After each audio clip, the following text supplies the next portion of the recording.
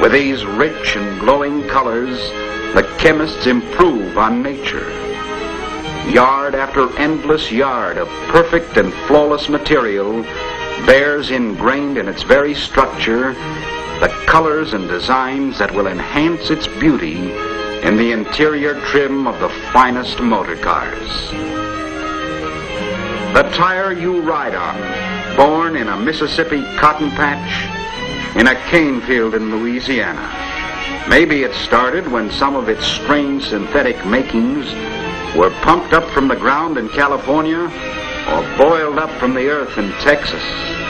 And in the factories of Detroit and Akron and Dayton, men weave and fashion the basic materials, cotton and rayon, sulfur and carbon, rubber from trees and rubber from oil wells.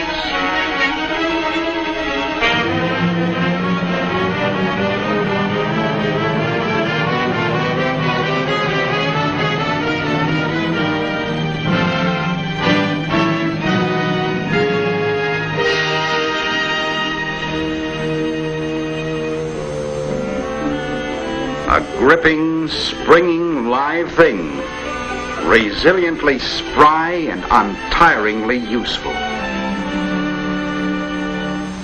Sand and flame make glass, but it takes skilled men to grind and polish glass to optical clarity for safety vision.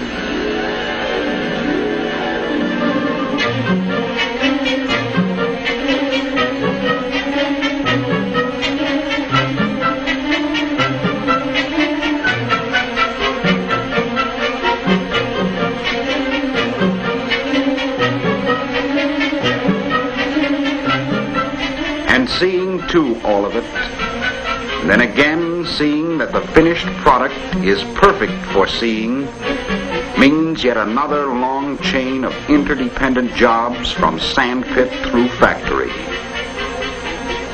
The processing of fine ores into finer steels for the finest of product brings into play a great range of facilities.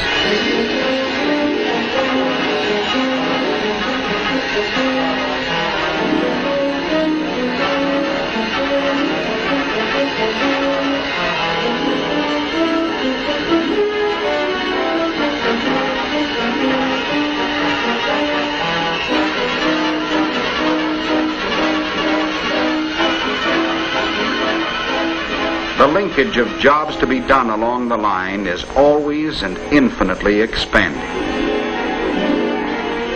From flat stock and sheet metal, bar and rod and ingot, come the basic forms to be forged and pressed, to be cut, to be ground, and then polished into many thousands of interrelated but separate and individual parts in factories located along all the railways and highways of America. For the bumpers of your family car, steel from Pittsburgh, Pennsylvania, and steel from Pittsburgh, California, join with the copper from Utah and chromium from Texas for beauty combined with massive protection. The handiwork of men in the mill and men in the smelter makes work for the hands of men in the casting and forging plants. Melted and cast into the cylinder block of the valve and head engine are the gray iron pigs. Here in gray iron are the tough settings for the bone structure of the finest transportation for all of us on all our roads and boulevards. What we harvest, what we dig, and what we produce roll into the work days and paydays and play days of all of us.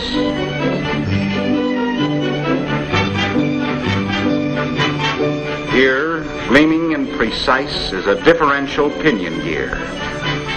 It took a miner to get it from the ground and a railroad man to carry it to the docks. A crew of merchant seamen cargoed the red dust to the blast furnaces. It took the chemist and the metallurgist to alloy and temper it before it could be shaped. Engineers designed it, using pencils made in Pennsylvania and slide rules from New York.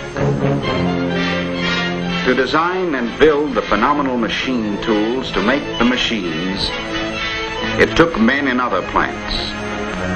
To build these intricate and wonderful machines themselves took other skillful men in other factories. To guide and to use the machines takes more men with hands that are skilled and finely productive.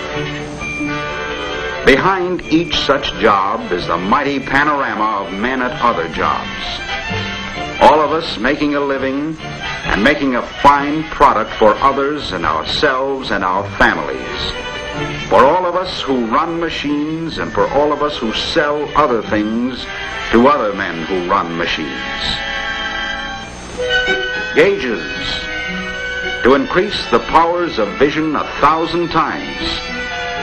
To make the sense of touch so delicate that it can weigh a puff of smoke. To magnify the inch 1,000,000-fold. Gauges that are marvels of precision extend the senses of men in the countless comparisons, inspections, and tests that finalize the perfection of each working part. It takes supreme precision to give us the smooth and effortless driving that all of us want. But men and women, and only men and women, have the judgment to tell right from wrong, to separate the best from anything less than the best. Making sure we have done right by all the finest materials America can supply calls for a whole new category of excellence in service.